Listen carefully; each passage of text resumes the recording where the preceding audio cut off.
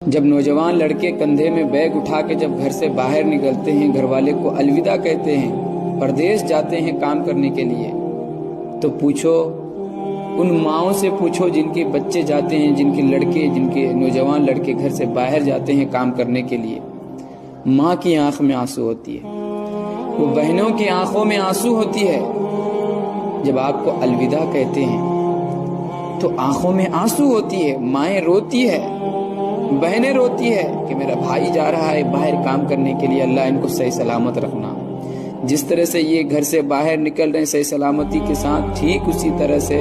میرا بیٹا، آپ کی مائیں یہ دعا کر رہی ہوتی کہ میرا بیٹا واپس آ جائیں ٹھیک اسی طرح صحیح سلامت۔ آپ کی بہنیں دعائیں کر رہی ہوتی ہے کہ جیسے صحیح سلامت میرا بھائی جا رہا ہے گھر سے باہر، ٹھیک اسی طرح صحیح سلامت مولا تعالیٰ ان کو گھر واپس کرنا۔ آپ ان بہنوں کا خیال کریں،